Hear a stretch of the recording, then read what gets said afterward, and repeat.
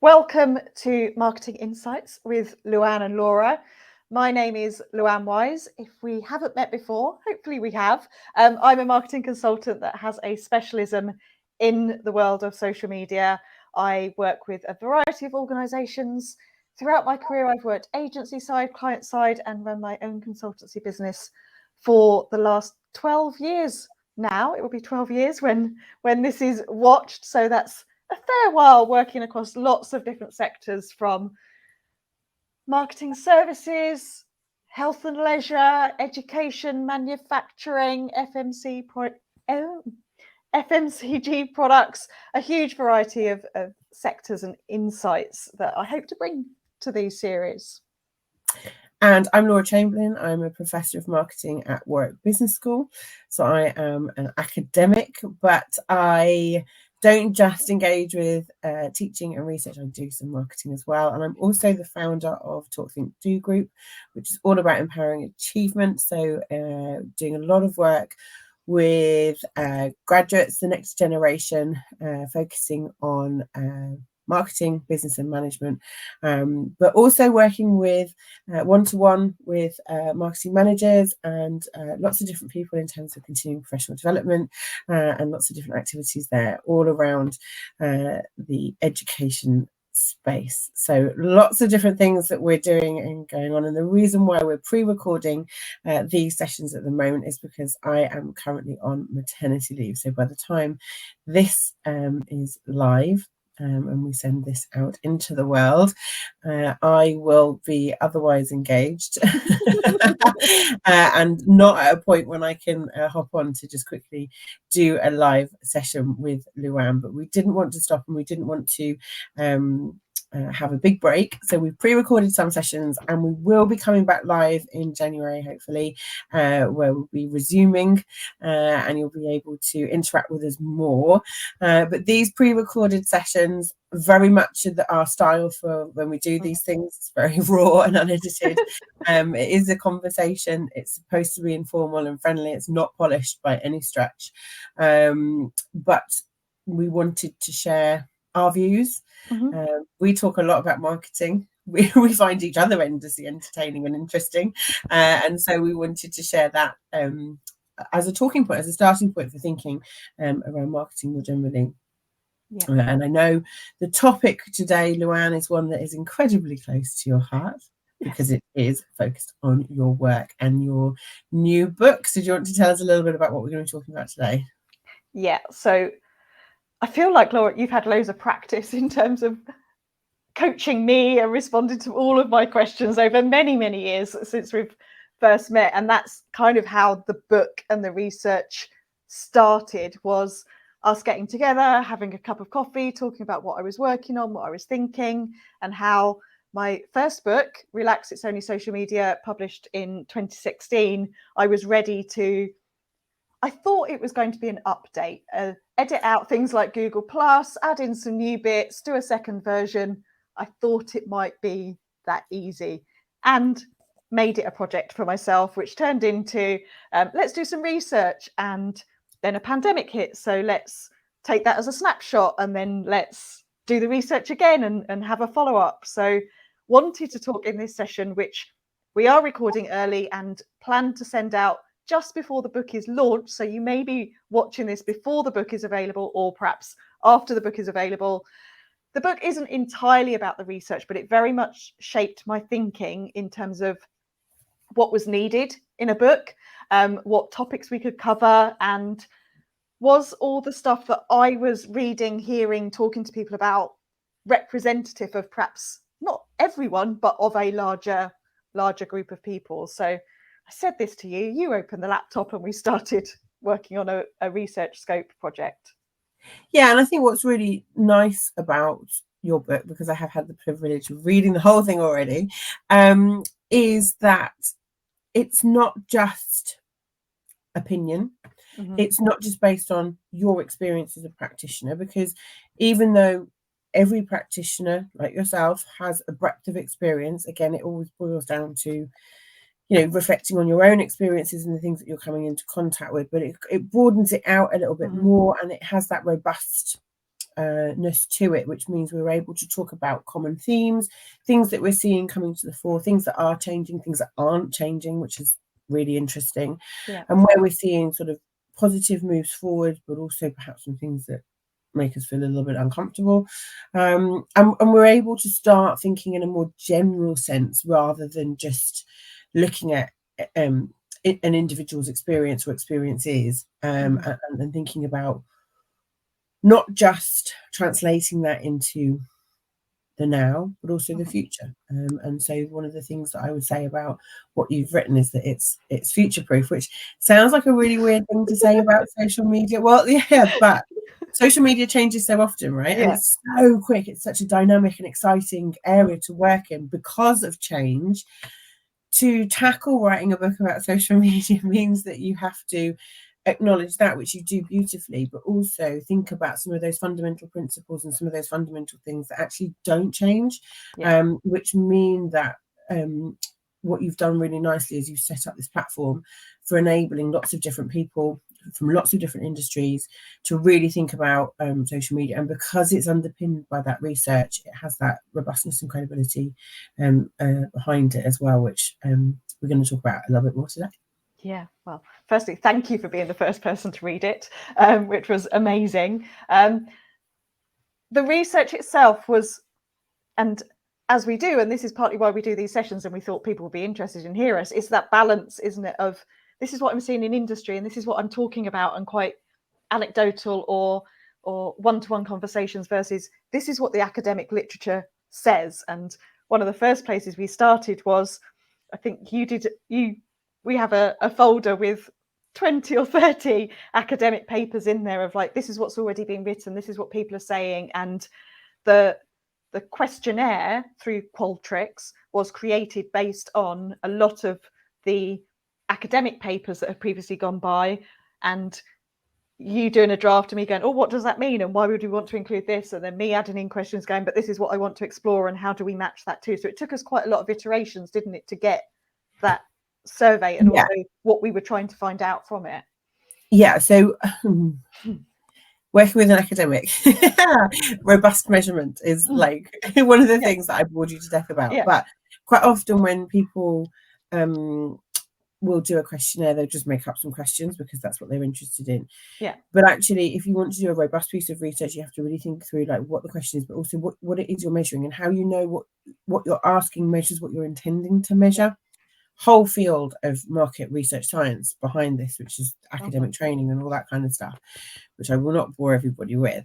But actually, there's a lot around how we measure stuff that we can't see. So a lot of what we do in marketing, when we're talking about measurement in this sense, just to geek out for a moment, it's a bit like when we talk about measuring psychological constructs. If I was going to measure something to do with physics or biology or chemistry, you can usually see something's changing or something's happening. Not always, I'm generalizing massively, but you get the analogy, right? What we're talking about with this kind of stuff, particularly when you're looking at consumer-based research, like how do you feel, what do you think, it's stuff that is intangible, you can't see it. So we have to figure out that we're asking the right questions to measure what it is that we're trying to measure, to make sure that's consistent as well, so that we can make sure that we have comparable findings. So it's not just like a snapshot in time that's a one-off. It's like, how do we build a body of knowledge about this particular construct? So that's why the research has that foundation to it. It's not just like, oh, I want to know, do you like social media, yes or no? You know, it goes a bit more than that. Yeah. And I think I've learned so much during this process, and thank you for the rigor and the challenges, but sometimes it's like, I think, didn't I write a list of something and you go, you're mixing up skills and competencies in that list, Luan, and they've got to be one or the other. And I was like, but I googled and this is what they all said. And I mean, it's a good job we're such good friends, because I think there was a couple of moments you're like, what? What does this mean? But equally, you know, the flip side is as well, you know, you bring me out of the academic realm and make me think in a different way about things as well, which is why it's a great collaboration. And actually what you've produced here The research is only one small part of it. It is what we're focusing on today. But the fact that you have the research element and then all the practical stuff as well that's in the book, it's not a heavy read. I should also say that. It is so practical, it's so accessible, and the research is one element to it, but it doesn't mean that you're bogged down in lots of heavy thinky stuff all the way through. It just adds that something a little bit different to what a lot of the other books on the market actually do. So yeah, it's been a lot of fun. And I also, as you were saying, how long it's taken us to do this, because it was a casual pandemic that happened. I'm on my second baby. And a baby. It's great growing a few humans. So we've been doing a lot as well alongside this project too. But I think hindsight is also a wonderful thing, but actually it didn't need to be rushed, and it did need that space and that thinking around it. And for me, the questionnaire development was one part of it, but then when the data came in and looking at the data, for me that was a new challenge as well, of like, what does this mean, and how do I visualize this, and what does that add, and actually how does that question match that question, because we had quite a lot of discrepancies, didn't we, between two questions and one answer on one and one another. And so we had quite a lot of these calls to kind of talk that through and what it means. And I know some of them you went, well, don't present it this way, present it this way, and then that changed the thinking on it as well. But also what was really lovely was to layer on then the qualitative research, so what the practitioner interviews that you did, what people were saying, and how that linked into what we'd found in the quantitative data, and then also the case studies in terms of the practical stuff and how that all fits together, like the pieces of the jigsaw.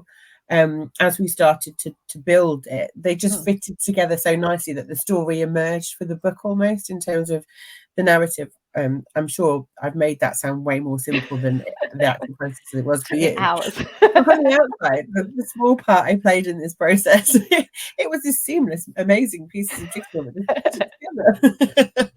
Well, if that's how it's come out, then it was worth it.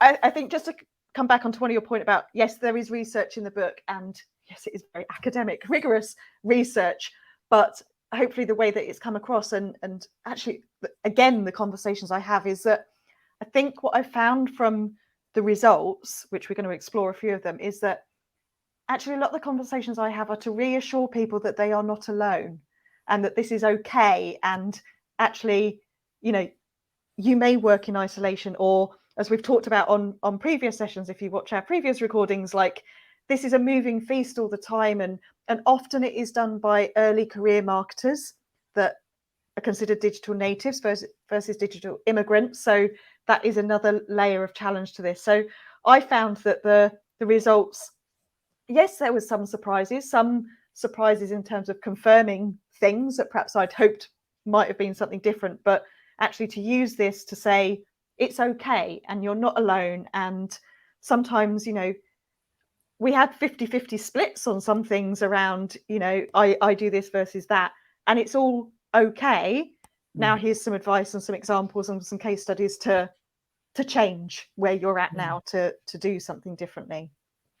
And actually that kind of diversity in result is really good, because I mean, it will become clearer as we talk through some of the things that we wanted to talk through today. But if everybody was exactly the same, then nothing would be different, and it would all be really boring. So that kind of 50-50 split that you just described, that's not a bad thing at all.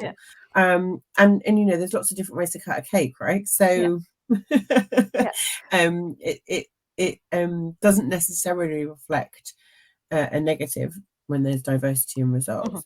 But that point around not being alone, I think that's something that is a common theme that we've come back to time and time again, is that particularly around social media, it can feel quite isolating, and it can feel like, are we doing the right thing? And there's so much that's emerging and changing all the time. Everybody's almost second guessing themselves in terms of like, well, what's the newest thing? What's the right thing? If things are a bit more stable and a bit more steady, maybe that reassurance wouldn't be needed almost. So I think there's something there about the fast-paced change associated with social media, that people need reassurance, but also it means it's a barrier to people engaging with it in the first place. And I know that was the kind of the take that you took with your first book, which was relaxing social media, but we're still seeing that now, is that people can be quite standoffish towards social media. I mean, there's huge fears around them. Some of them completely grounded and understood. Some that, you know, with a little bit of advice and did you know, we can overcome quite quickly. I think what's also interested, you know, and we didn't actually, when we first started the research, we didn't plan for there to be 2 parts to it, but we realised that we did have this snapshot. The first questionnaire went out literally the week we went into lockdown in the UK. It was that week and the week after, and we considered whether to go ahead or not. And actually, I think we added a last minute question to the quals to say, answer all of this with a pre-COVID mindset, but tell me what you've done in the last couple of weeks.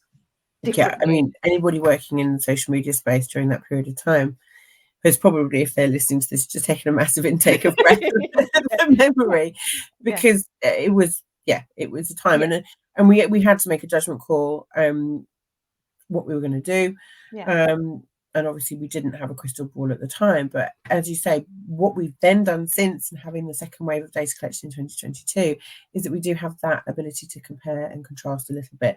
It's not the same sample, so it's not like for like comparison, so we're not asking, you know, one person how they've changed between 2020 and 2022, but it does give us a snapshot overview of where we're seeing some trends emerge and things like that. It's a starter for 10. It's not the type of research where we've got exactly the same sample and we're looking at changes amongst the same group of people, but that's okay.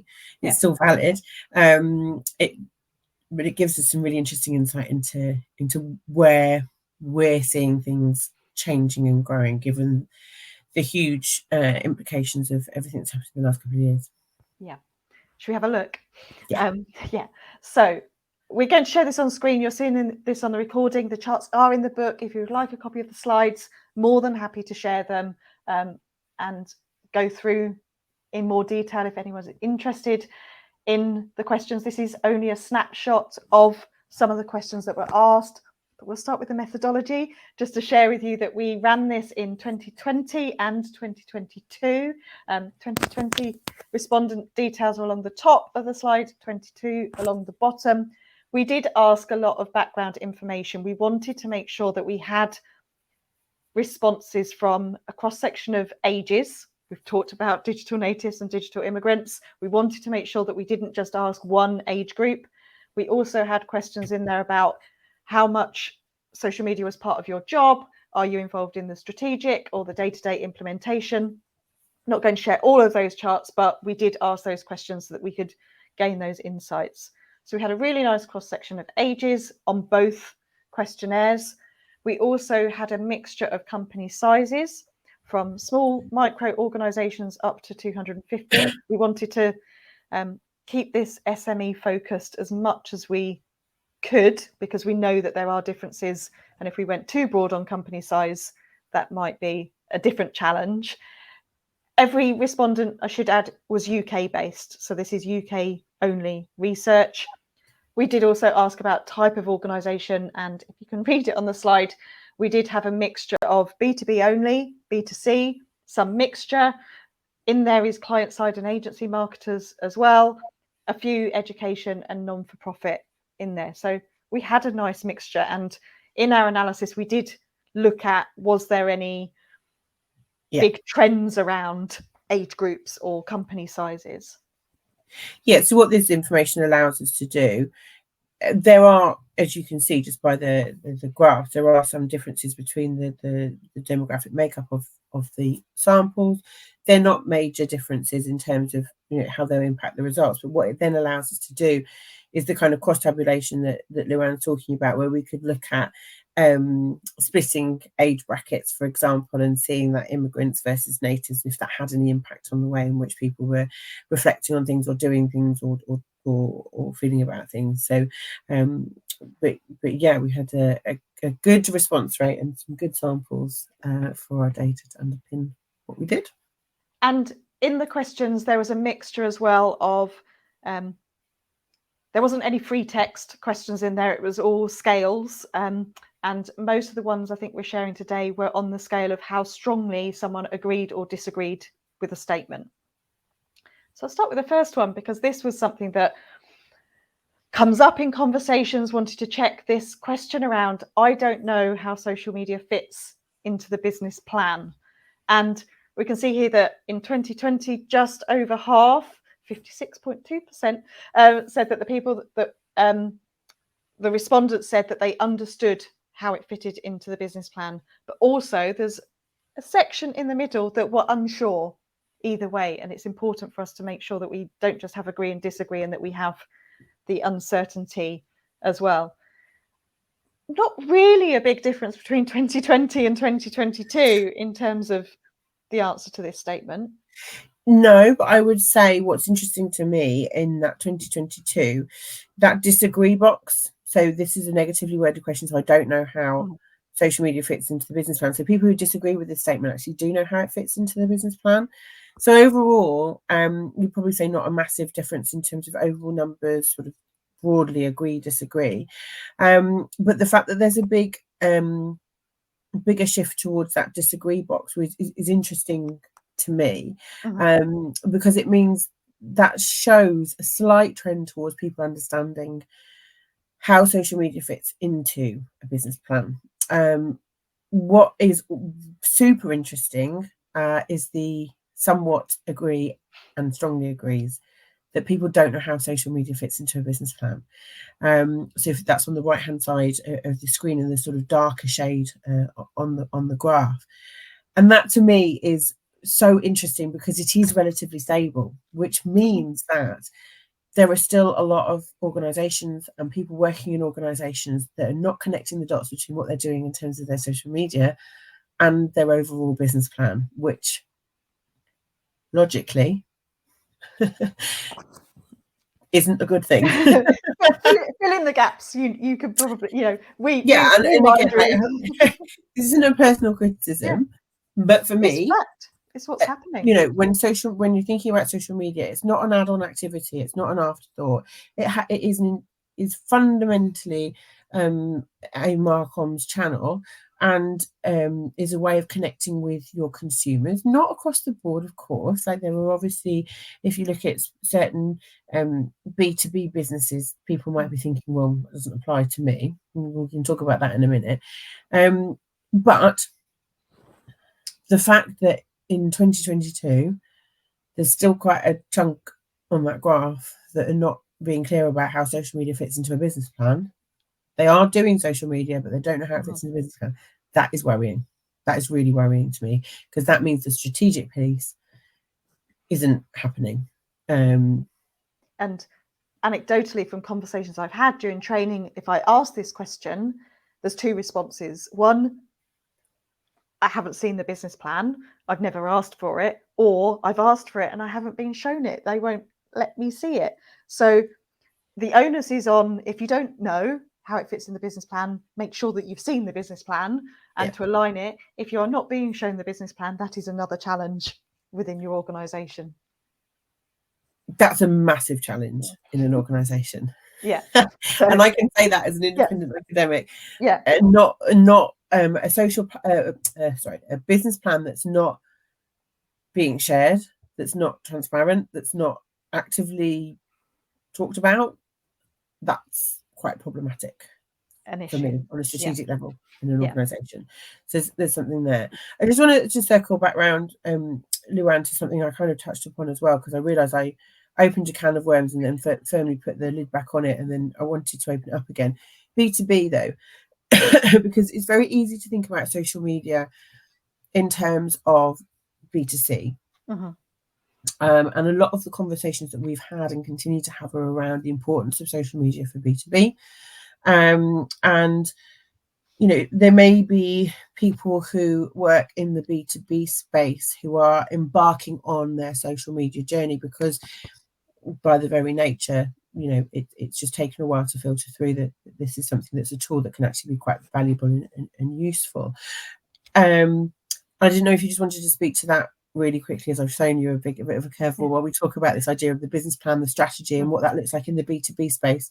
Because we are all consumers, so it's easy to think about how we consume social media as well, but then translating that into the professional space. Do you want to just talk about the B2B challenge, and then particularly strategically how social media can fit into a B2B business plan? Yeah. So this came up, and this conversation around B2B, B2C, and how we looked at it. So for many of you, I do work mainly in B2B, so that's interesting in itself. But the literature review, the academic papers we were reading, a lot of them, as a top line summary, were kind of saying B2B organizations were behind B2C in terms of their use of social media.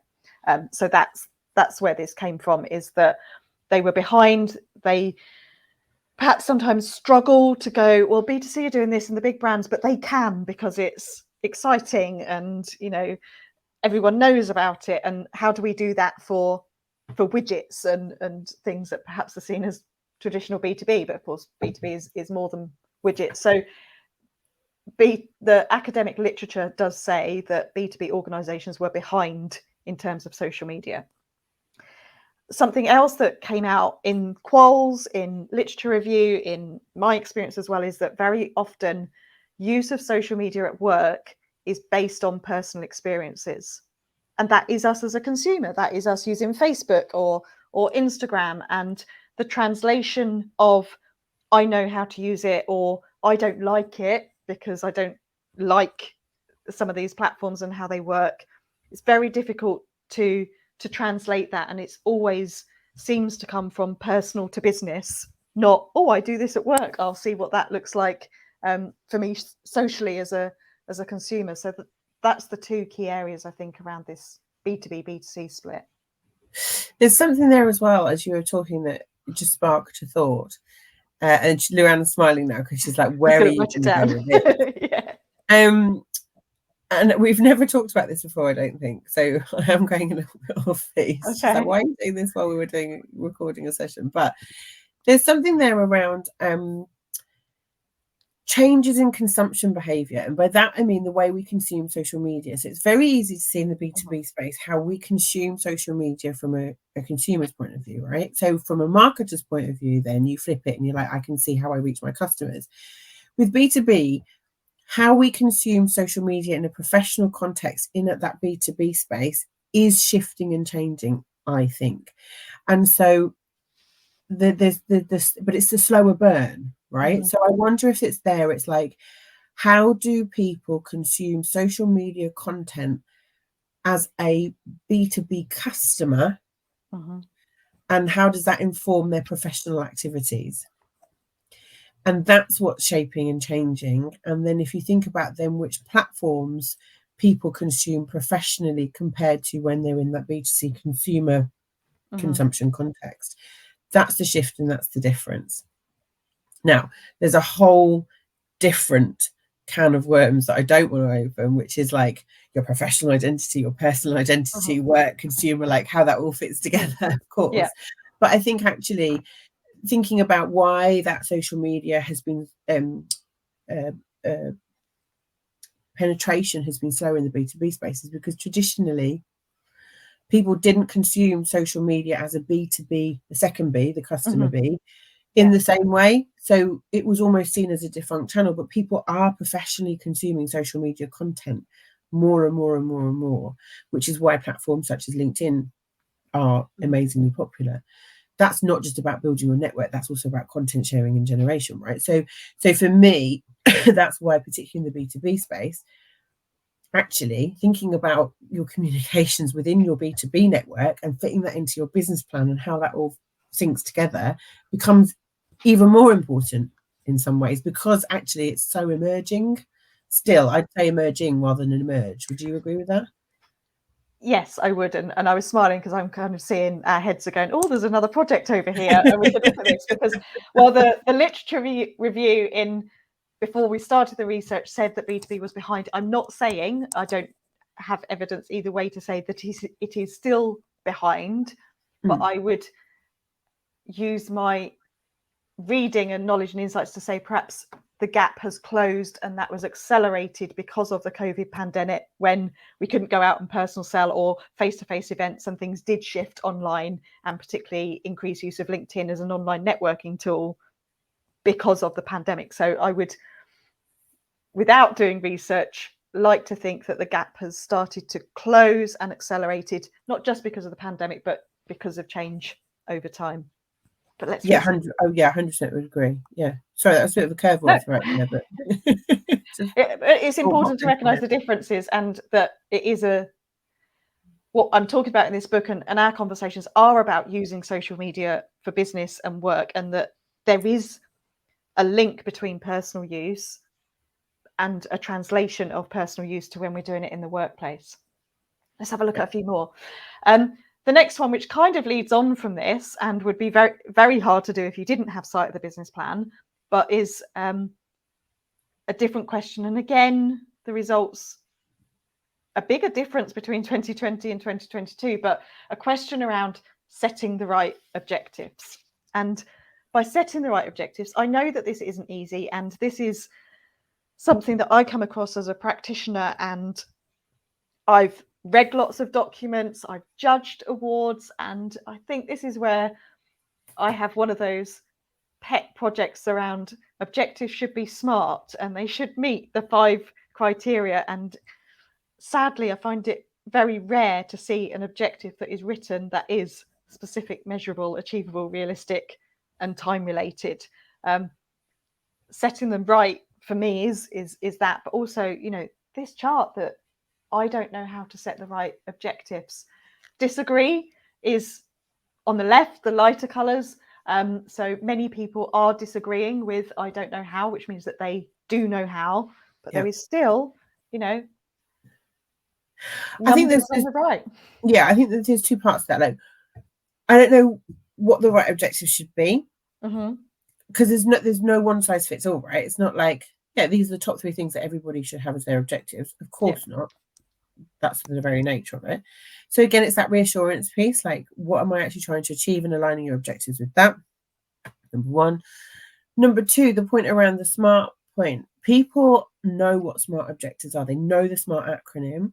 They don't practice them. So they don't practice putting them into place and then figuring out if what they did was actually right or wrong, and reflecting and then having the feedback and actually then iterating. So people know the principles of SMART and they leave them there. Oh yeah, these are principles, and then they don't implement them. Or if they do implement them, they don't reflect on what they've implemented and whether they were actually smart, whether they were appropriate, whether you got it right, and iterate on that. So there's sort of 2 loopholes there that I think people get a little bit trapped in around SMART objectives, that it just takes patience and practice, really, in terms of thinking about implementing them. Saying something smart doesn't mean something is. Yeah. So yeah, make them smart. And it helps you all the way through. You'll see this in a couple of slides coming up. If you start with the end in mind and know what you want to measure and achieve, then you're not looking in hindsight at loads and loads of data at the end of the day and going, oh, what is it I need to report on, or what was it we were trying to do? And also, I'm a big fan of the time related one as well. Like set. I like a deadline, but set a time period, because then also if you're writing your objectives down, you're not trying to do too much at one time, because you haven't got too many different things going on, that then you're not going to achieve any of them if there's too many. Yeah. That's I like a SMART objective. We also asked the question around social media as an investment. And we didn't specify what we meant by investment on this. We interpreted it as it could be financial, it could be time, it could be resources, and quite, again, a difference between 2020 and 2022 in this, asking people, you know, how much investment does social media represent? And 2020, it was 76.3% agreed it was a big investment. In 2022, an increase to 89.4% agreed that social media is a big investment for their organisation.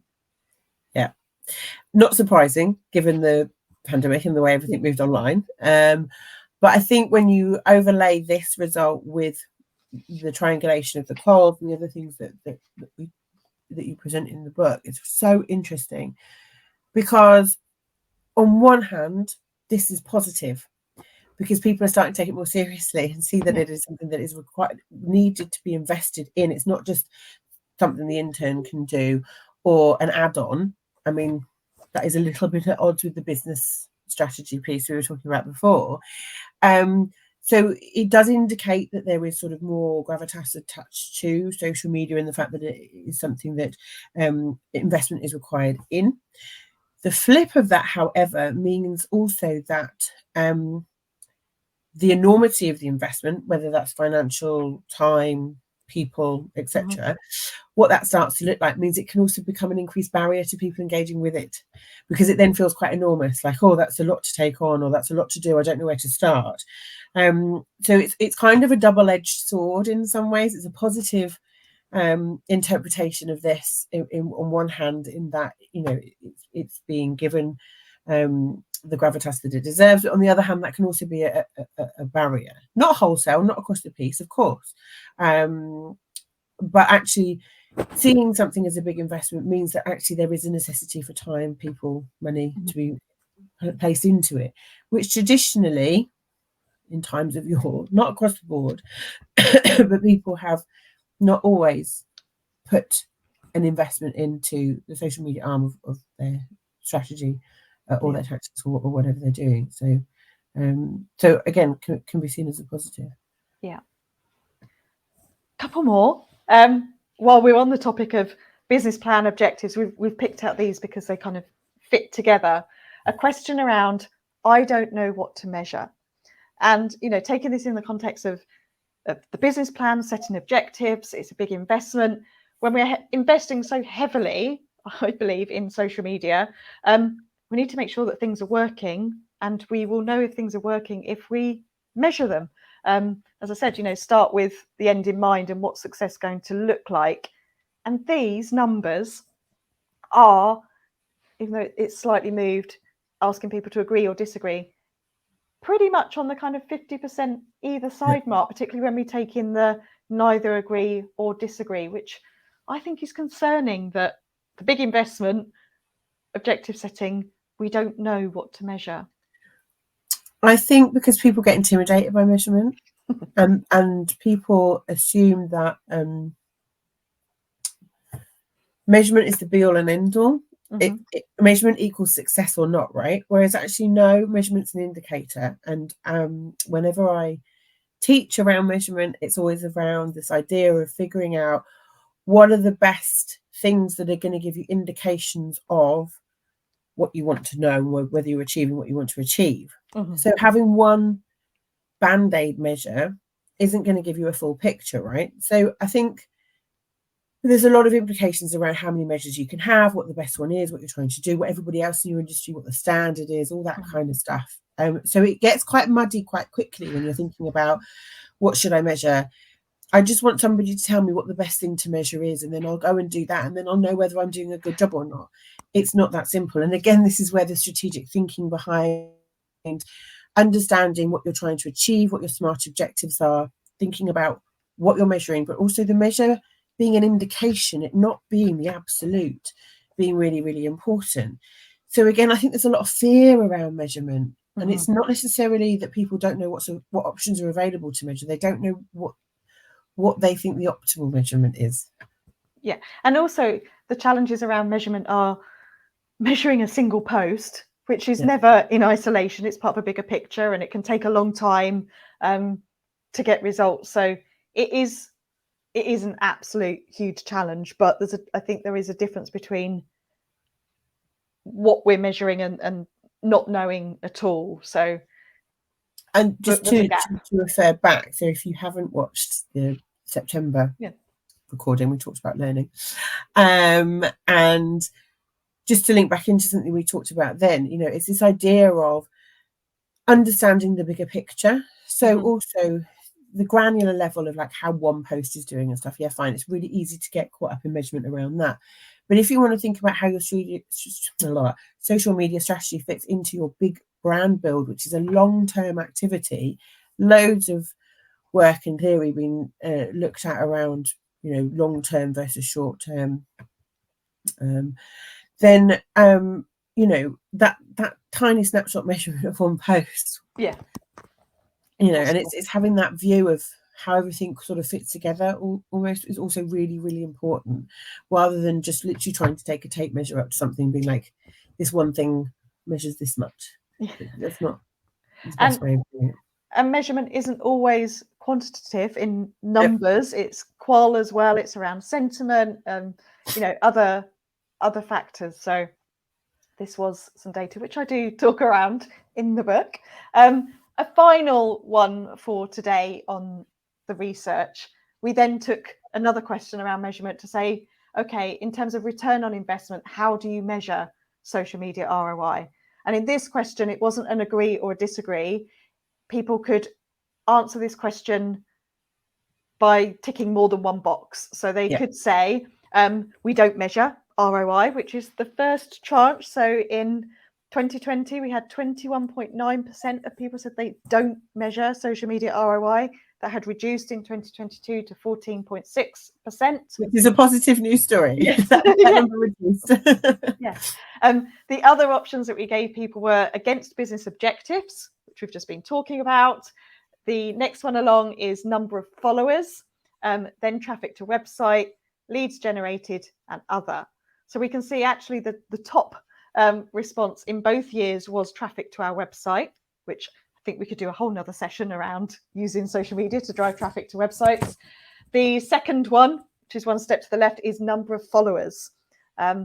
So interestingly, that actually out of all of the options, when people said they did measure social media ROI, that actually against objectives was the lower response. It was traffic to website, number of followers, and then lead gen. Which, going back to the smart point, it is the challenge. Yeah, absolutely. Yeah, absolutely. And I think, there's nothing wrong with measuring traffic to your website or number of followers at all. But if you can't explain why that's your measurement, why that's showing your return on your investment, why that's important to your business, your context, and all that kind of stuff, you're just measuring something for the sake of measuring it, and you're not actually giving a yardstick of what you're trying to achieve, what your goal is, and you're not setting yourself up to figure out what the business objectives are that you're trying to meet with your social media activities. If your objective is just to have as many followers as possible, then sure, number of followers is great. But there are very few businesses where the overarching aim of the business is just to get followers. Followers have to lead to something. So yeah, but I think that return on investment conversation is one that is so interesting and can roll and roll and roll. But that little snapshot there, I mean, you talk about ROI really nicely in the book, Luan, but a little snapshot there into our results were really interesting, to think about what people are actually doing, and maybe giving people some things to think about and questions moving forward. Yeah, so there is the snapshot, as we said, that is in the book. Depending on when you're watching this, the book may be out or not quite out. If you have questions on the research, if you want to see the slides, if you want to see the full questionnaire, everything else that we asked, Laura may be otherwise engaged when this comes out for a few more months. I am available, so please do feel free to connect with me, send me a message, and I'm always happy to talk about the research. And I'm sure next year, Laura, we may start exploring B2B or another area as a next that little curveball that I threw in on this one. Yeah, I've written it down. It's on the list. Thank you for watching. We'll see you all again soon. Thank you.